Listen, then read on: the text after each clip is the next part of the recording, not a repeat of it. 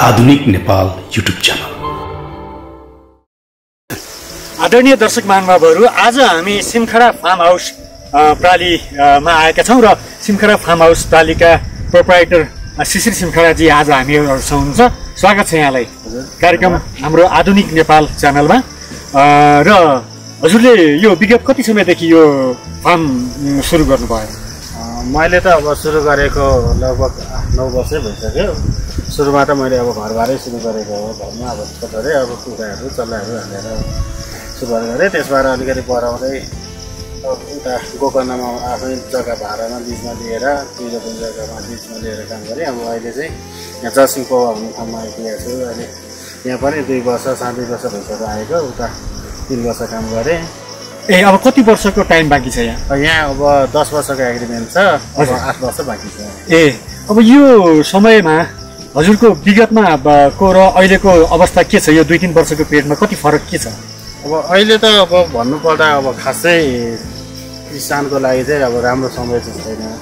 अब अलि अगाडिसम्म त जे होस् चल्ने बाटो त बनिरहेको थियो। अब अहिले चाहिँ लगभग फाउन साइडबाट चाहिँ अलिक चल्ने बाटो पनि अलिक कम भएका। अब रोगहरू पनि नयाँ आइरहने। अब सरकारले अब त्यो रोग के तरिकाले आयो के तरिकाले आएन भन्ने निकायहरूमा पनि अब अलिक राम्रो चेकिङ नहुनाले गर्दा चाहिँ अब जुनसुकै कार्य गर्दाखेरि अब कुखुराहरू छ भने अब रानीखेतहरूको आउने, अनि अब बङ्गुर पालनलाई सनको आउने, गोर्मिरा पालनलाई अब दरुवा लाग्ने, अब यही गाईमा लम्की भाइरस भयो, बाख्राहरूमा गजर नै नहुने, बच्चा खिनाउँदा हुने, राम्रो बच्चा नपाउने, बच्चा पाए पनि राम्रो हुर्किन नसक्ने भन्ने।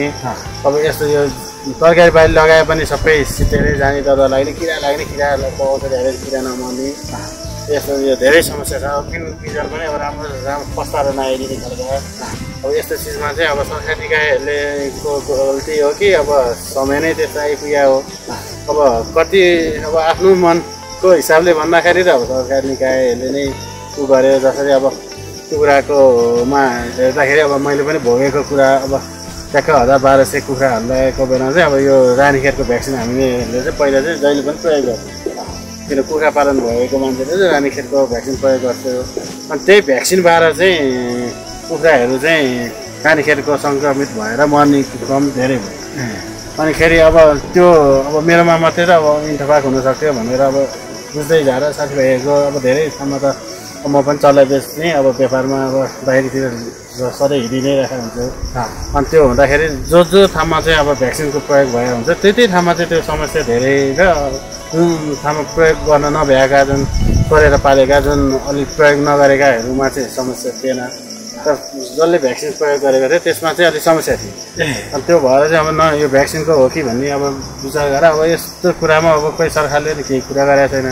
अन्त भैलिया भएर भन्थ्यो कि भन्ने भयो। अब यसो विचार गरेर अब त्यही नै चिजबाट आइज। अनि त्यो चिजबाट अलिक पछि भएपछि यो गोर्मिरामा सबै अब आत्मनिर्भर हुन आँटिसकेको थियो। अनि पछि के देखाउमा आइपऱ्यो भन्दाखेरि जब गोर्मिरा ठुलो भएर अब दाना लाग्ने बेला हुन्छ त्यसमा किराको औषधि हालेपछि दरुवा लाग्न थाल्यो। मैले पनि अलिअलि रोपेको थिएँ। त्यसमा पनि दरुवा लाग्यो। अनि त्यो किराको औषधि नहाल्नुसम्म ठिकै थियो। अनि त्यो किराको औषधि फेरि सबै ठाउँमा एउटै खालको युज हुँदो रहेछ। अनि त्यो हाल्दाखेरि यो साँखुको पनि त्यही, गोकर्णको पनि त्यही, सबभन्दा समस्या त्यही छ। अनि मलाई त्यो शङ्का त्यो जुन पहिलाको रानीखेतको लागेको थियो त्यो भनी यतै आइपऱ्यो। अब किन यो समस्या अब एउटै चिजमा त एउटै चिजबाट जुन प्रयोग गरेको हुन्छ त्यही नै चिजमा समस्या आउँछ भनेर अब यसमा के खराबी छ? जुन चिजमा आत्मनिर्भर भइरहेको छ त्यो चिजमा समस्या सिधै त्यसरी त आउँदैन। भ्याक्सिनहरू औषधि जस्तो क्वारेन्टाइन हुन्छ त्यसमा त मापदण्ड बिना त त्यसरी जानु दिनु नपर्ने। अब त्यसमा चाहिँ सेटिङ भएर किसान दुबाउने तरिकाले अब जुन चिजमा चाहिँ अब त्यसपछि अब यो बङ्गुर फार्म पनि भयो। यो बङ्गुर फार्ममा मान्छेहरू अरू केही औषधिहरू प्रयोग गरेर एउटा स्वाइन फ्लूको औषधि चाहिँ प्रयोग गर्छ।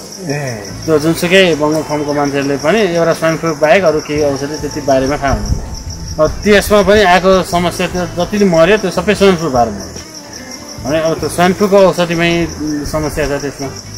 किन अब जुन चिजमा अलिअलि निर्भर भइरहेको छ अलिकति अर्थतन्त्र धान्ने काम अब अलिकति जे होस् बजार बनेर किसानहरू अलिकति राहत लिन सक्ने भने गोर्मिरा खेती थियो।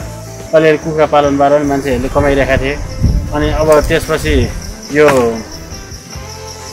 गर्मीलाई भयो अनि यो बुमर फर्महरूले अलिअलि कमाइरहेका थिए। यिनीहरूलाई पनि मान्छेले डुबाउनको लागि अब यस्तो के अब औषधिहरूमै समस्या ल्याइदिने अनि प्रयोग गरे जे चिजमा पनि दुःख। अनि अब दाना पानी खुवाउनलाई दाना पानीको भाउ एकदम चर्को, जुन खुवाएर रिजल्ट आउँदाखेरि उल्टो घाटा लागेर रिजल्ट आउँछ। अब त्यस्तो अवस्थामा छ। अनिखेरि त्यहाँमाथि रोगहरू नयाँ नयाँ आइरहेको हुन्छ। अब यो बाख्रा पालन गर्नेहरूलाई पनि अब यो पिपिआरको भ्याक्सिन भनेर आउँछ। अब पिपिआरको भ्याक्सिन नलगाउँ मरेर जाला सोतो होला भन्ने डर। अब लगाउँ, त्यो लगाएपछि त बाख्रा हेल्थको प्रचलनै कमजोर हुने, अनिखेरि बच्चा पनि राम्रो नपाउने, अनि अब जो बच्चा पाए पनि खिलाउँदा राम्रो हुर्किन नसक्ने। अनि पहिलाको जस्तो अलिक फुर्तिरा उनी छैनन् क्या। अब यो जुन भ्याक्सिनहरू अहिले प्रयोग भइरहेका छन् त्यो रोगबाट नलागोस् भन्नको लागि गर्नु पनि झन् रोग बढी निम्ताइरहेको छ कि। अनि अब अरू जुनसुकै काम गर्दाखेरि पनि अब घाँस कुखुरा पाल्यो भने त्यो भ्याक्सिनकै डरले गर्दा पाल्न नसकिन्छ। बुमर फार्महरू त्यही भ्याक्सिनको डरले भइरहेको छ। अब गर्मीदाखेरि यो तरकारी खेती गर्नेहरूलाई पनि त्यो किराको औषधि यस्तो आइदियो कि जुन प्रयोग गर्ने जब फल लाग्ने बेला भएर प्रयोग गर्ने नपर्ने हुन्छ, किरा लागेर समस्या आउने बेला हुन्छ। अनि त्यसपछि त्यो दरुवा लाग्न सुरु भयो। अनि अब माटोलाई पनि अब कस्तो बनाइसकेको छ के छ भन्दा चाहिँ युरिया र मलले गर्दाखेरि माटो अब युरिया नपाइकन त्यसले अब उत्पादन दिनै नसक्ने अवस्था छ। अब त्यो युरिया मल लिनको लागि अब 2000-2500 तिर्यो, डबल तिर्यो जति पनि पाउने। अनि अब पैसा कम तिर्यो, सरकारी मूल्यमा तिर्न खोज्यो नपाउने। अनि 10 किलो मल लिनको लागि लाइन बस्न परेको छ। अनिखेरि लाइन बस्न नि अब आफ्नै यसलाई दियो, मेरो मान्छेलाई दियो, उसले मान्छेलाई दियो भने आफ्नै दाजुभाइ, आफ्नै किसान दाजुभाइमा युद्धको माहौल के। त्यो तैँले पाइस् मैले पाइनँ, तेरो मान्छेले तँलाई दियो मलाई दिएन भन्ने खालको यसमा पनि कस्तो राजनीति भयो भने जुदा हुने किसिमको क्या। त्यो सानो चिजलाई अब त्यो कैरी थुनेर एक थाल भात फालेर त्यो कैरीले लुसालुस गरेर खान्छ नि। त्यस्तै किसानलाई पनि के गरिदियो भन्दाखेरि पर्याप्त चिज नि नदिने। अनि यस्तो अलिकति छरिया जस्तो गर्ने लुसालुस गर्छन् अनि उहाँ माथि बसेर रमिता हेर्ने, त्यो काम मात्रै भइरहेको छ क्या। जे चिजमा पनि त्यस्तै काम भइरहेको छ। अनि यहाँ दुःख दिने, अनि दुःख पाएर किसानले भनेर अनि त्यो ट्याक्क ल तपाईँहरूले दुःख पाउनुभयो भन्ने, अनि मान्छे बतुल्ने अगाडि लाने, पछाडि दुःख पाएका मान्छे बतुल्ने, अनुदान त्यत्रो अरबौँ रुपियाँको अनुदानहरू दिने भनेर अब बजेट भाषण गर्ने। अनि लास्टमा फेरि के गर्ने खाने आफै। अब त्यो किसान यसरी नै देखाउँदै कति दिन चल्ने हो यो। अब सबै बाँझा भइसक्यो। अब जे चिज पनि अब उत्पादन गर्न नसक्ने भइसक्यो, सबै बाँझो भइसक्यो। अब काम गर्ने अब मान्छेसँग अब विश्वास भन्ने नै छैन। अब सबै पलायन भइसक्यो। किसानहरू अब केही गरौँला, अब केही यसबार हुन्छ भन्ने नै छैन कि। अब गऱ्यो भने योभन्दा घट्छ। अब आज मैले 1000 रुपियाँ छ, मैले आज काम गरेँ भने अब मसँग भोलि 900 हुने। अब आज पछि काम गरेँ 800 हुने। किन काम जति गर्यो त्यति घट्दै जाने भइरहेको छ। भनेपछि विगतमा चाहिँ हजुरको चाहिँ कामको रेसियो 2 वर्षको पिरियडमा गर्दा राम्रो थियो पहिलो चरणमा, अहिले घट्दै गएको छ। अब अहिले त जे चिज पनि घट्दै जाने अवस्थामा छ। अब अहिले हामीले कुखुरा पाल्यौँ भने अब हामीसँग 10 लाख छ भने कुखुरा पालिसकेर 8 लाख 7 लाख रुपियाँ झरिसक्यो। किन हामीले मेहनत गरेपछि अलिकति बढ्न पर्ने, तर उल्टो घटेर जाने अवस्था। त तपाईँको मैले देखेँ यहाँ, अब बाख्रा देखेँ मैले, अब यतापट्टि तपाईँको चाहिँ हाँसहरू छ, यता माउरी छ, गाईहरू होइन। अब यी कुराहरूमा चाहिँ तपाईँको पहिलाको भन्दा अहिलेको रेसियो घटेर आएको हो यो। अब यो जे चिजमा नै घटेकै छ। अब यो पुरानो भिडियोहरू पनि हुँदाखेरि पनि अब यहाँ खिचिरहनु भएको छ। अब त्यो पुरानो भिडियोमा अब बाख्राहरू पनि 200वटासम्म 200 अलि नपुगेर 154-55वटासम्म थियो। हजुर। अब अहिले हेर्न पर्दा 50वटा पुग्न पनि मुस्किल छ। अब किन घट्दै अब त्यसलाई पालेर राखौँ पनि अब दिनको खर्च त्यसले खाने चिज खाइदिन्छ। त्यसले उत्पादन दिनै नसकेपछि अब त्यसलाई अब राखेर झन् घाटा घट्दै जाने। अनि उता स्टाफ पार्न पर्यो, उता खानकी सबै हेर्न पर्यो।